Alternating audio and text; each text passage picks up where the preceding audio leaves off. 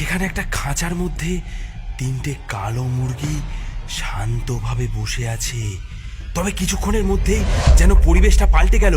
মুরগি তিনটের চোখ লাল হয়ে উঠল, ডানা ঝটফট করতে লাগলো, তারা একটা পশুর মতো ভয়ঙ্কর গর্জন করে উঠল।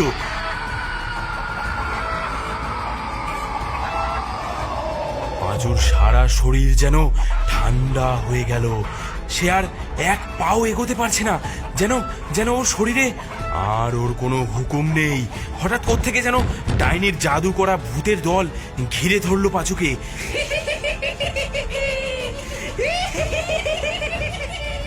তাদের ভয়ঙ্কর হাসি আর অদ্ভুত চিৎকারে কাঁপতে লাগলো কুড়ে ঘরটা। হিমশীতল হাতে একটা ভূত পাঁচুর গলা চেপে ধরলো। ধীরে ধীরে অজ্ঞান হয়ে আসতে লাগলো পাঁচু। মনে মনে রহিমকে ডাকছে সে। মৃত্যুর আগে তাকে আর একবার দেখার আকাঙ্ক্ষা নিয়ে পাঁচুর চেতনা প্রায় লোপ পাচ্ছে। ভূতগুলো তার ক্ষতবিক্ষত দেহটাকে টেনে হিচড়ে নিয়ে যাচ্ছে শ্মশানের দিকে। মনে হচ্ছে যেন শেষবারের মতো সে দেখে নিচ্ছে কুড়ে ঘরটা এখানেই শেষ। তার শুরুটা হয়েছিল লোভের কাছে নতি স্বীকার করে, আর শেষটাও ঠিক সেই লোভের কারণে। শ্মশানের চুলার আগুনে আগে থেকেই কড়াইতে তেল ফুটছে। আজকের স্পেশাল চপের জন্য ডাইনি উন্মুখ হয়ে আছে। ভূতের দল মৃতপ্রায় পাঁচুকে নিয়ে এসেছে। আজকের রান্নার প্রধান উপকরণ হাজির। অল্পক্ষণের মধ্যেই চপের মশলা তৈরি হয়ে যাবে।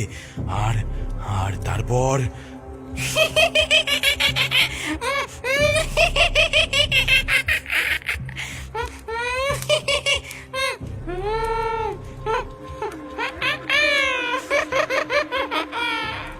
অস্পষ্ট হয়ে আসা পাঁচুর মনে হঠাৎ আলোর ঝলক। চোখ খুলে সে দেখল দাঁড়িয়ে আছে রহিম। রহিমের চোখে রাগ আর হতাশা মিশে। পাঁচুকে সে বলল, তোর আমার কথা শোনা উচিত ছিল। আমি চাইনি এমন পরিণতি। আমাকে বাঁচা রহিম, আমাকে বাঁচা রহিম। নীল রঙের একটা আলোর গোলক তৈরি করলো রহিমের আত্মা। তারপর আলোটাকে সে ছুড়ল ভূতগুলোর দিকে।